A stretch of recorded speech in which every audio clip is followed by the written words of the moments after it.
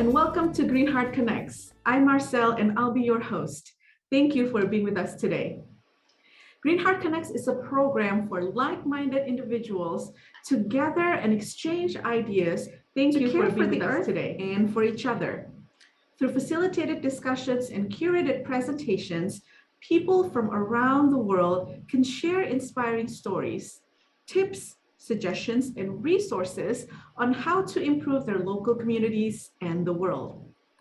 Greenheart Connects is brought to you by Greenheart International, a not-for-profit organization facilitating global understanding through cultural exchange programs for Americans and young people from around the world. Thank you for being here with us today. Exchange has the power to broaden perspectives and to change lives. We think you'll be inspired by our presenters today. We are thrilled to be talking with the leaders of a group called EcoPeace Middle East, who are focused on protecting and caring for scarce water resources in the Jordan River Valley. They are an unlikely coalition, a Jordanian, an Israeli, and a Palestinian, figuring out ways to collaborate and to use diplomacy to solve water crisis across borders and political boundaries. Their approach is unique and welcome in an area of the world that is often troubled by conflict. So let's watch a short video to introduce EcoPeace Middle East and the challenges that they face. And then we will come back here to welcome EcoPeace team for an extended live Q&A. Are you ready? Let's go. In 2017, on a hot summer day, the family of a 5-year-old boy, Mohammed, decided to escape the harsh realities of Gaza by going to the beach. His parents did not realize that a stream of flowing nearby into the sea was full of raw sewage. Later that evening, all of Mohammed's family fell terribly ill. Within 10 days, Mohammed was dead. A virus attacked his brain after swimming in polluted waters. As we speak today, 97% of Gaza's groundwater is not suitable for human consumption, and 30% of illnesses in Gaza are from waterborne pathogens. With a 4-hour average of power supply, wastewater facilities fail to operate, emptying the equivalent of 34 Olympic swimming pools of raw sewage daily into the Mediterranean. After more than 12 years of blockade, consecutive wars, and loss of life, including children, and the failure of internal Palestinian reconciliation, a humanitarian catastrophe in the Gaza Strip is happening right now, right before our eyes. Rather than be negligent, Gideon and I stand here before you together with Yana, the Jordanian director of EcoPeace, as part of a dedicated team who refuse that our children and our environment remain hostage to the conflict.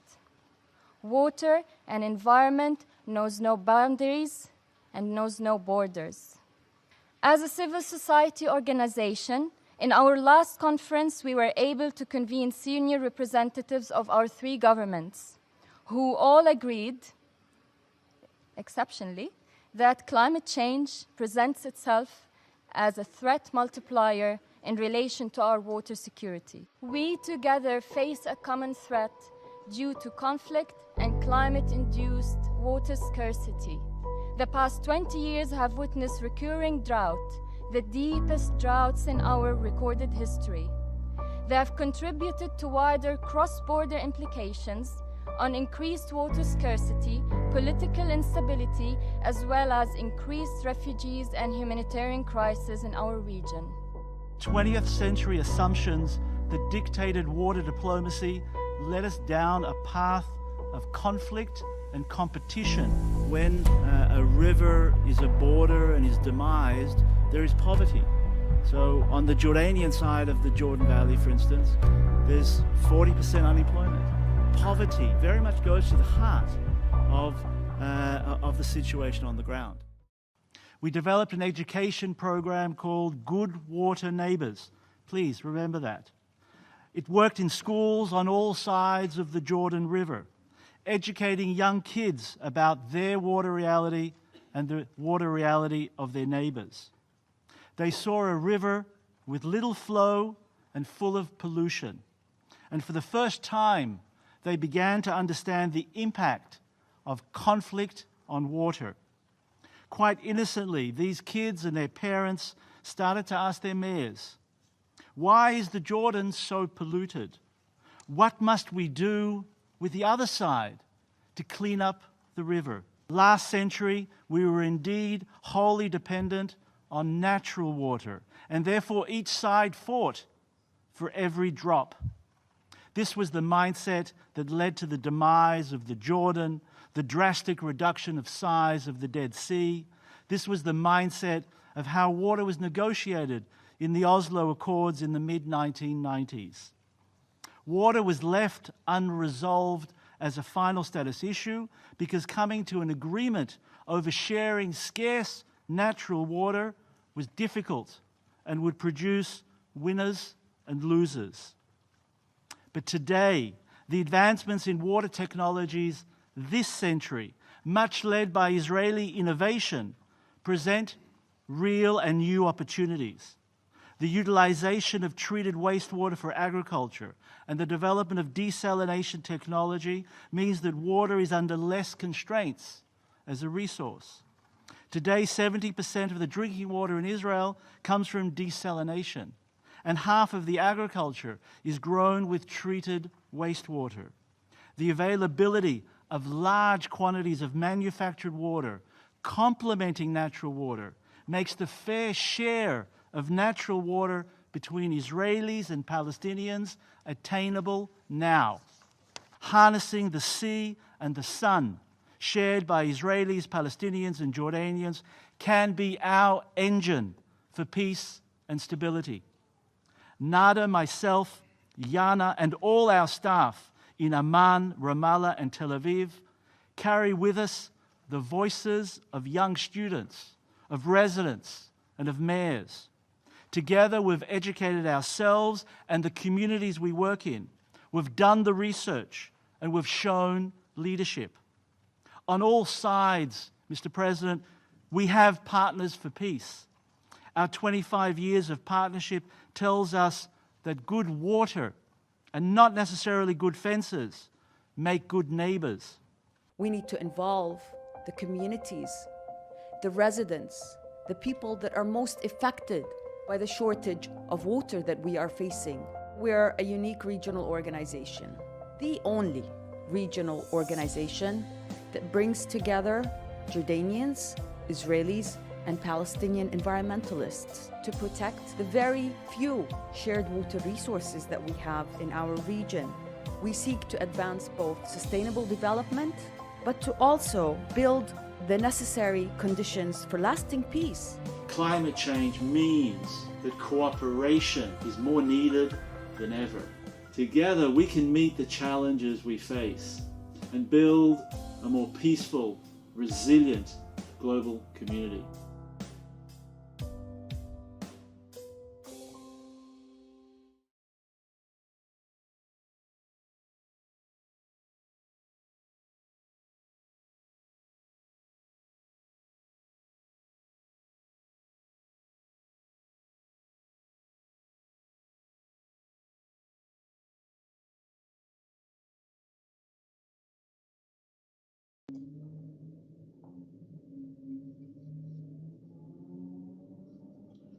Hello, everyone. Joining us live today from Tel Aviv, Ramallah, and Amman are representatives from EcoPeace Middle East. Welcome, everyone. Thanks for being with us today. And would you mind to start introducing yourselves, your name, and the country that you are representing? Okay, I will start. My name is Rana Kiamari. I am the program manager at EcoPeace Ramallah office. I joined EcoPeace since 4 years ago, and I'm really happy, and it's my pleasure to be with you today. Thank you.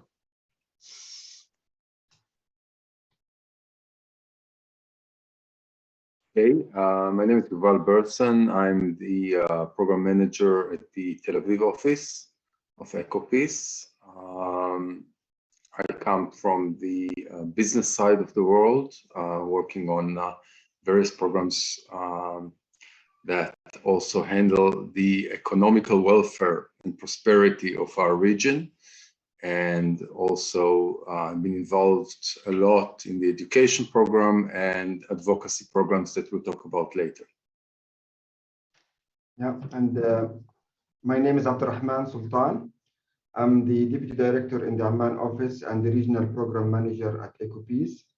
I am an environmental engineer and I worked for EcoPeace for 22 years already, and I'm very happy to be with you and start this discussion.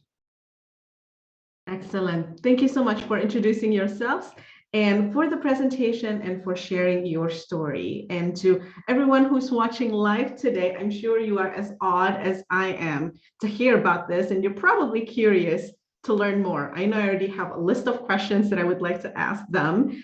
So before we go into the live Q&A, if you haven't already, in the comment section below, please share your name, where you're joining us from, and your question. I will be going through these questions during our Q&A to make sure that we can have an exciting dialogue for all of us to learn from. All right, so I will get us started. I am curious about how you got into this line of work. Can you share a little bit how you got to know EcoPeace and what motivated you to join the work? Okay. Can I start, or Abed or Yuval? Okay. So tell you my story. I started as teacher at a Catholic school in Ramallah, and at that time I was a biology teacher, and it was like, you know, just a teacher doing her job on teaching youth and, you know, giving information. But it was a short story that changed my life and moved me to think about environment, where I have been once in the yard, and one of the students were opening the water tap, and he drank the water and left the tap open and left. So I was, wow. I asked him, why you are doing this? He said, why not? We have the Israeli people who are living next to us. They have so many, plenty of water, and we didn't have water. So let the water go. So I said, oh my God, I need to do something. This is really dangerous. Like youth like this or kids like this thinking the way they are thinking. So that was a story that changed my life. At that time, I decided that I have to do something. It's not only teaching the information. You need to get some more, like, you know, awareness to change the mind of these kids who are the future leaders. So that was the story. That at that time I start thinking about, like, I have to do some environmental activities, and I have to be part of environmental programs. And then I heard about EcoPeace, and I was happy that there are organizations who are working with regional activities and who are connecting people from 3 countries together. And you know that it's very important to let the people learn about your situation and to face explain to the people how you are suffering and what you are living in, so they can understand you more. So then I applied that I need to be part of this organization, and I'm happy that 4 years I'm here and I still learn, and I'm still need to do more and more things to save our environment and to change the future of our kids. That's my story. Thank you for taking the initiative, Rana. And if I heard correctly, Yuval, you came from the business sector. Can you tell us more about your background and how you got into this? So yes, I come from the Israeli high-tech industry, where I worked for many, many years in various roles. And at some point, I said to myself, it's time to return a little bit to society. And one of the things that I discovered as a businessman was that there are very talented people in our region. It's very talented Palestinian engineers and businessmen, and very talented knowledge in academia in Jordan, and of course the Israeli high-tech industry, which is kind of well known. Yet there is practically zero cooperation. So instead of sharing and using the capabilities and the knowledge and the options that are open to the countries together, almost no cooperation exists. And when I discovered that, I stumbled on EcoPeace, which I think it's the organization's main flag is cooperation. It's all about trying to get regional cooperation, which is so unique. We're the only organization that Israeli, Jordanian, Palestinian in the region, not only in environmental stuff, it's the only organization. And when I came in, one of the things that I really wanted to do was to develop and grow the investment side, the prosperity side of the organization is dealing with on environmental subjects, and try and better the lives of the people. Because without improving the social situation of people, the prosperity of people, it's very, very hard to educate on green and environmental issues. When people have no water, when people have to struggle for their living, they will not separate waste. They will not look for ways to better their environment. So it goes together. And I think it's a very important lesson worldwide. It's not only for our region. Absolutely. Agree with you 100%. And thank you for sharing that story and your motivation. And Abdel, you've been with EcoPeace for over 2 decades. Tell us your story. My story actually started before I came to Jordan. I used to live in Morocco and Algeria before. And when I came to Jordan in 1990, I noticed how degraded the environment is. Comparing the landscape in Morocco and seeing the Middle East very arid, but has a huge potential for restoration and rehabilitation. So that's something that struck me, and it showed that there is a way to do it. And it was an obvious need for cultural change, cultural revolution in terms of understanding what the environment can offer in this region. And if we lose our foundation in the environmental domain, then the whole habitat will not support our existence in this region. Coupled, as Yuval mentioned, with the conflict that we have and the dilemma of water supply and migration, etc., it shows a very complex situation. I learned about EcoPeace in 1996. I used to work in Palestine, in Hebron. I worked with a project with the World Bank to establish Ministry of Environment in Palestine. And there I was introduced to EcoPeace in one of those meetings. And the idea was really something that is very appealing to me, that this is something that can make a change. Luckily, I was able to apply for a post early 2000, and I joined the organization. And I feel that the organization can provide a good dynamic, a vibrant dynamic for the societies here in the Middle East to look for a new change or new situation. Absolutely, and we're happy that you're still continuing this important work. And let's go back to the heart of the issue. We're talking about water scarcity and how it is a growing problem in this climate crisis. And yet we know that we use water so much in our daily lives. We really depend on it.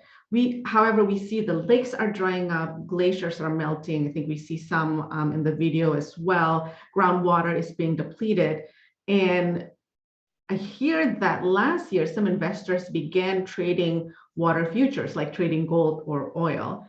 Is that something that global leaders should worry about? Is that something that we should worry about? If you can put it in context for all of us, why should we care about this? Who should take it? Rana? I'll start. It's okay. Yeah, okay. Start and then okay. I think that what people don't realize is that the Middle East is extra gifted with climate change impact. So gifted, I say, of course, cynically.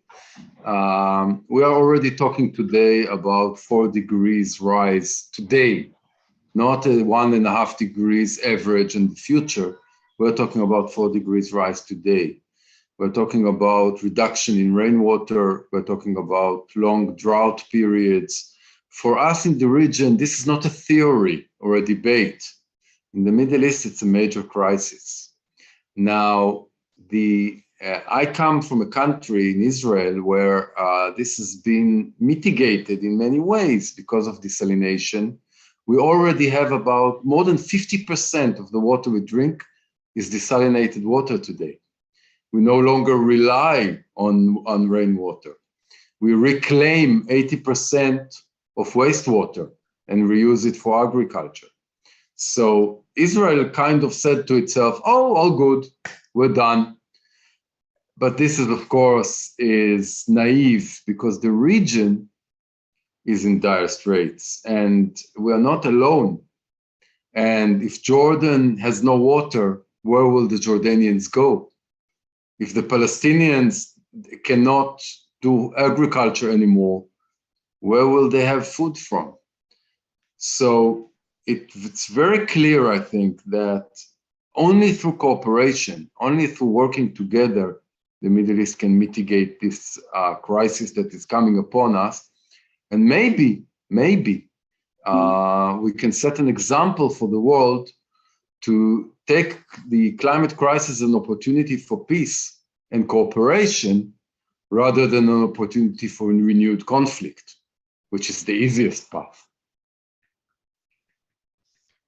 Yeah, and also allow me to add that when we are talking about our region, it's very small. Yeah, you are 3 countries, but we are in comparison to other, it's a small region. So I believe that nature knows no boundaries.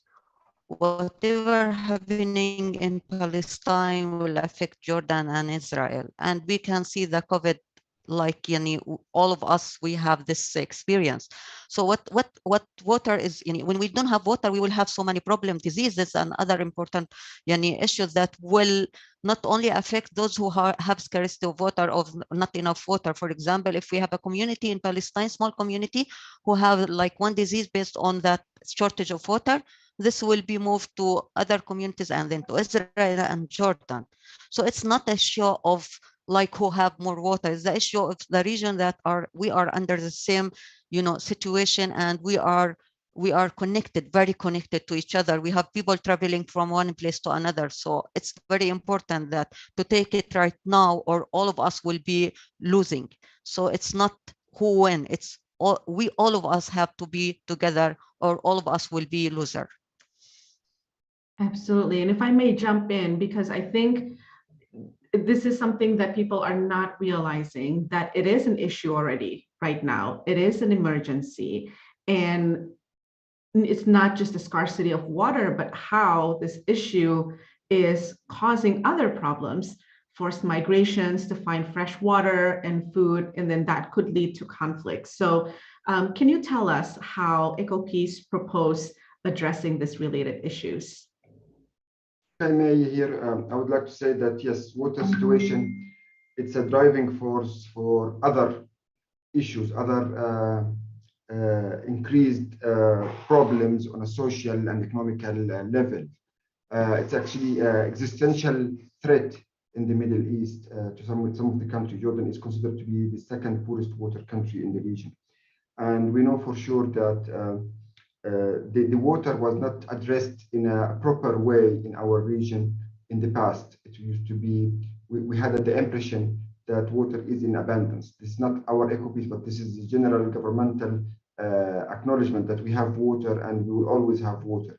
And recently we started to see signs that water is disappearing from the region. Last year, I mentioned to you earlier that last year we had most of our dams in Jordan were dry, and the last fish in the dam dried and died. So it was a threatening year, alarming year.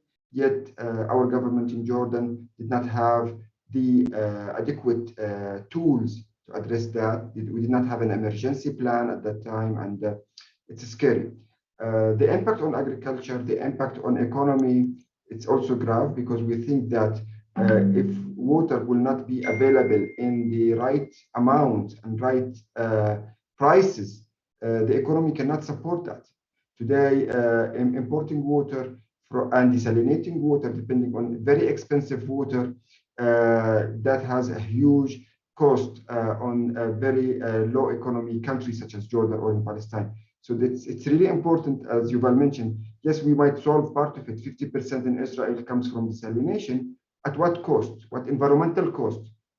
Today we're using gas. We would like to use renewable energy. So in order to invest in renewable energy, Israel does not have the land for it. So we need to also cooperate with other countries such as Jordan to provide the solar power comes in our vast desert to maybe power the desalination. So we need to think in a win-win situation because no one country can do it alone. The treatment of wastewater in the past, it wasn't a common thing. Today, we have like 80% or 85% of the captured water in Jordan is treated and used in agriculture. Is it enough? No, because 85% of what we capture represent around 50% of the total produced wastewater. And the rest still seeps into the groundwater, polluting our groundwater. So there is major advancement that needs to happen on many levels. It's a complex issue. I don't think that our ministries can do it alone. It needs lots of cooperation with civil society, with international aid, and with the issue of 2 million refugees that came from Syria lately. It made the situation to become a big, serious problem. Thank you for explaining those initiatives, Abdel. And I was just referring back to the video presentation earlier, and I think it was taken from the UN Security Council back in April 2019, and how Yana and Gideon were talking about the issue and the proposal that EcoPeace is presenting. And tell us more about that. Is that the Green Blue Deal? What is it and how is it working so far?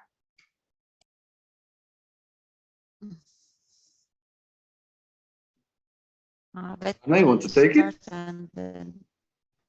Yeah. Okay. As yani, we already explained that our EcoPeaces, we are environmental organization.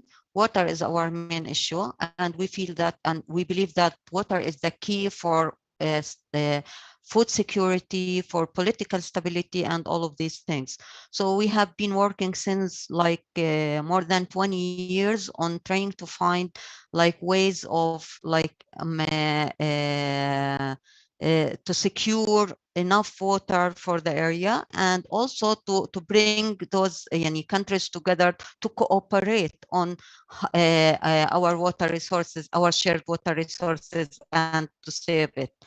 So our Green Blue Deal is, we have the EU Green Deal, but our Green Blue Deal is talking about energy and water. And of course, if we have energy and water, we have the green, we have the agriculture and everything. So we have around 4 pillars in our Green Blue Deal. We are focusing on energy, water energy nexus, where we can have, as we mentioned, like energy for desalination, and then we'll have water. We are focused also on education and awareness, advocacy. And the main issue of this Green Blue Deal is without cooperation between the governments and without having people together working and cooperate, we'll never reach the point that we can solve our problems. We'll get more and more challenge and difficulties in our area concerning our environment, water and other environmental resources and natural resources, and all of us will be losing. So now we are trying to advocate on like for our Green Blue Deal is from top down with our government and political and decision makers, and bottom up from like our communities, education, and so on, where we can close the cycle, where all of us will work together to try to find solution and to cooperate on saving our environment and the natural resources. So this is the main component of our Green Blue Deal. Of course, we as an organization, we are trying to try to find some funds, some support from our colleagues, from our donors, from other countries who are supporting us to move with this Green Blue Deal, because it's very important that we knock the door and we start do something, because it's right, it's the time, it's a crisis, we are in the moving toward the red line.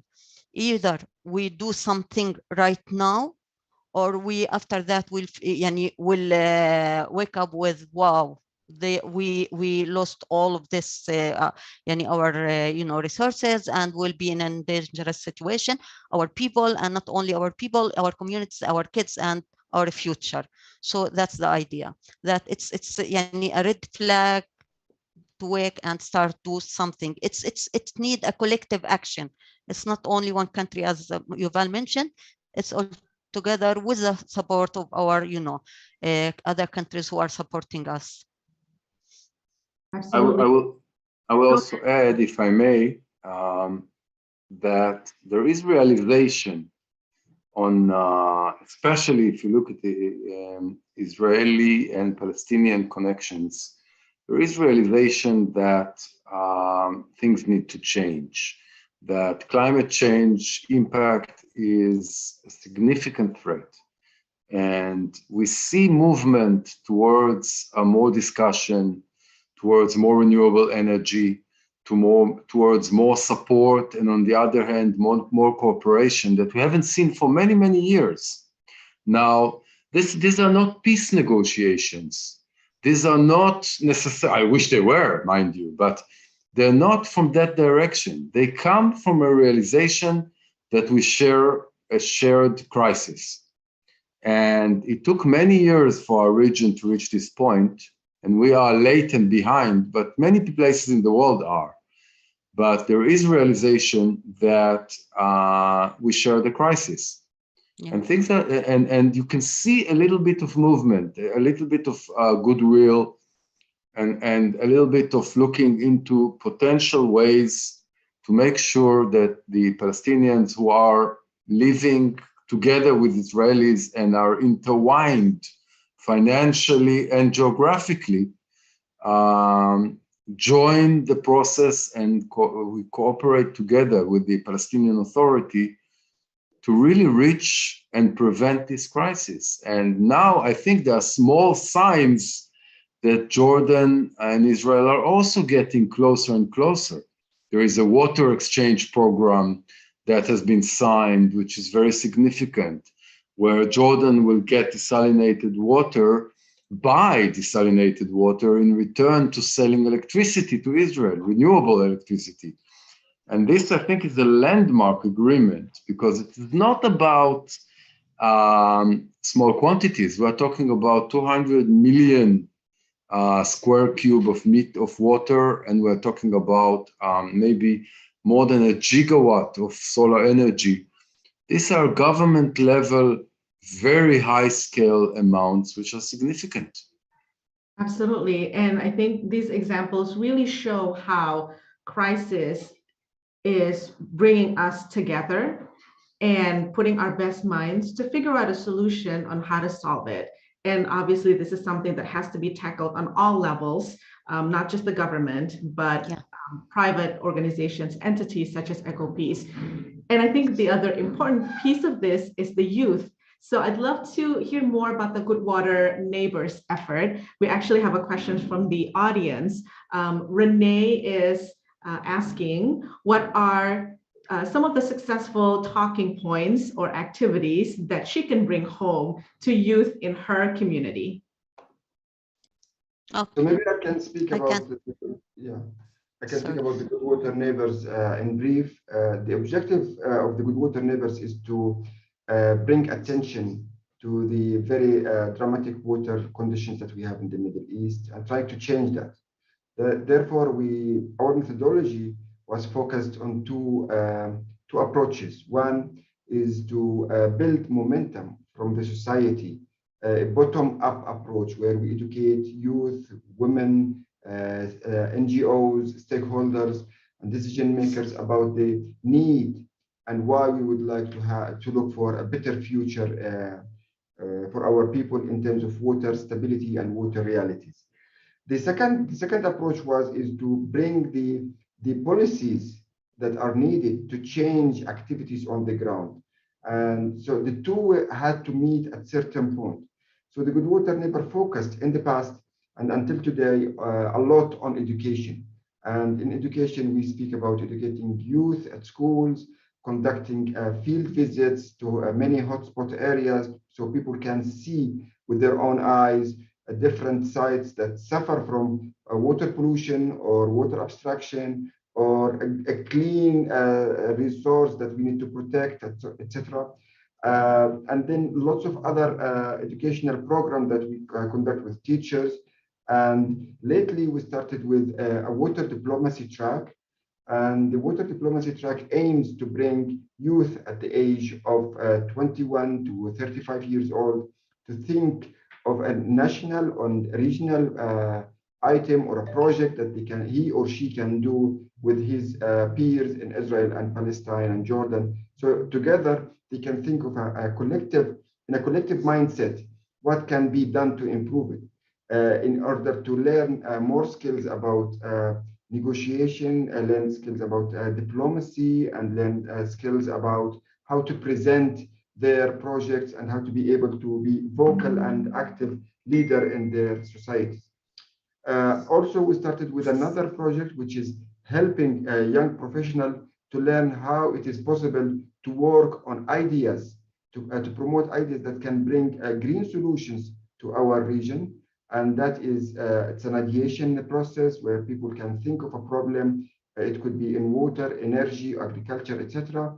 And they can together try to think of an innovative solution. How can they try to advance such project on a national level and on a regional level? So the Good Water Neighbors, in principle, it's a tool, it's a successful tool that we were able to build with time, trial and error as well. We learned so many things. How can we reach out to the communities and make sure that it has the right impact on decision maker to change policies? That's in a nutshell. But allow me also, Abed, to add that working with youth teachers young, we give them the information, we give them the skills, and they learn about their water realities, they learn about their shared resources, they meet together on regional basis to exchange experience, to talk about their situation, to tell the others how they are living, but later on they need to take action. And we are very proud that most of our participants, they are not only participated and left and that's it. They know, they have the knowledge, but who cares? After that, we need an action. And most of our participants now are very active at their schools, communities, and different places where we can see that they are doing a lot of activities where they raise the awareness of their community to their friends and do something on the ground to make a change. That's why we call them agent of change, because after that they need to do something. It's not only to know, it's to take an action, and that's very important in our program. So yeah, it's need to be something on the ground, taking action after doing all of these activities and being part of our Good Water Neighbor.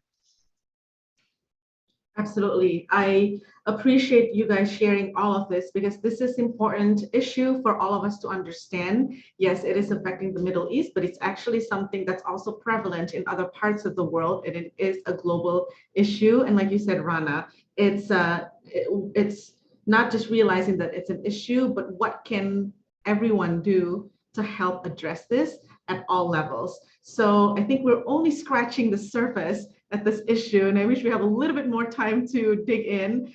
There's a couple of other questions here in the audience, but I think one thing for us to leave and remind everyone is that all of us have the power to do something, whether it be small, whether it be just learning more about this by visiting EcoPeace Middle East website and learning more about what the organization has done and what each of us can do, which I encourage everyone to do. If you'd like to watch the UN Security Council video, it's on YouTube, so you can watch the speech in more detail. And it's Greenheart works with a lot of youth from around the world, and I hope that this snippet is enough to awaken everyone and motivate everyone to do something, to make the change and to take a stand, because this is for global peace and it's something that we need to do right now. And so with that, I would like to thank all of you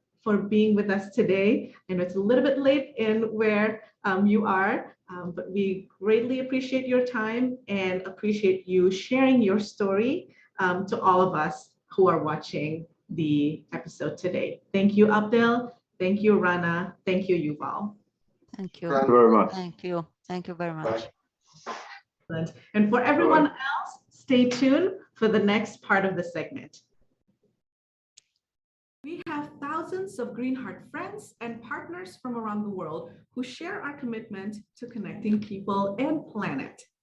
Today, we will be hearing from Ghazala Weaving, a cross-cultural collective reviving the art of Bedouin, Judaic, Muslim, and Middle Eastern traditional weaving by creating handcrafted and ethically made textiles. Let's watch. Salam alaikum, shalom, and welcome to the Ghazala Collective. We are a cross-cultural collective of Bedouin, Muslim, and Jewish Israeli artisans made of weavers, spinners, dyers, shepherds, and farmers. We return to the lands of our ancestors, to the Arava and the Negev desert, where Sarah and Abraham once walked. And there we found a nearly lost tradition, as well as our own sense of home. So we formed Ghazala, a multi-regional network committed to reviving the weaving cultures of the Middle Eastern nomadic round loom. Through our work, we connect beyond political barriers to encourage a culture that nourishes the land, the plants, the animals, and the people. We honor these traditions by adhering to an ecologically sustainable, fully handmade process which gives the majority of profit from each commissioned textile directly to the weavers. The weaving then takes place in both Bedouin and Jewish homes. Our wool is sourced from the beloved sheep and camels of 4 Bedouin clans in Arad. These precious fibers are spun in the homes of Bedouin in the Negev and dyed in the Arava. We are moving toward using only natural dye plants that are now being grown in a Jewish organic farming community beside the Red Sea. We weave to express the desert's ineffable nature, the soul's yearning for connection, and the resilience that unites us all. We invite you to collaborate with us and make your story a part of ours. Return to simplicity, remember the importance of natural beauty, and contribute to reviving these ancient ancestral traditions. Connect with us online to learn more about how Ghazala can weave something new for you, your family, or your community, and we can create something beautiful together.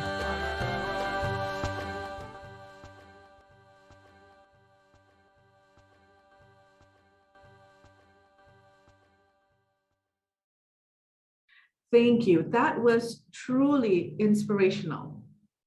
Do you have an idea to share with us about how to take care of our environment and of each other? If so, please email us at connects@greenheart.org. We would love to hear from you and potentially feature you on an upcoming Greenheart episode or highlight you on our social media channels. There is so much that I've learned today. So many thanks to EcoPeace and Ghazala Weaving for sharing your story today. And thanks to all of you who participated and asked questions. You are here because you want to learn about ways to care for our planet and for each other. Thank you. Greenheart Connects has featured 4 key themes since 2020. environmentalism, volunteerism, fair trade, and personal growth. So be sure to check out all of the past inspiring episodes by going to greenheartconnects.org. In particular, I'd like to highlight one episode that featured climate activists Shia Bastida and Joseph Wilkanowski in an episode titled Re-Earth Initiative, Making the Climate Movement Accessible to All. Now, you may have seen Shia Bastida recently as she was featured in the Vogue magazine talking about becoming a leader in the climate fight. Also, last year, the New York Times featured a discussion with Hillary Clinton, Shia Bastida, and others about the changing face of female leadership. Huge congratulations to Shia and her dedication to this work. Now, there's also Nasrin Sheikh, who talked with us last year about eradicating modern-day slavery in a Greenheart episode called Fair Trade in Action with Local Women's Handicrafts Sewing Collective in Nepal. Now, Nasrin recently met with the Pope to share her message with the world. So be sure to check out empowermentcollective.org to read about her experience. Thank you, Nasrin, for your powerful voice and important message. Later today, this full episode will be available online. You can also check out the resources page for more information that has been shared by our speakers. And finally, please join us on our social media channels to continue the discussion, to support each other, and to share what you are doing to make the world a better place. Thank you, and see you next time.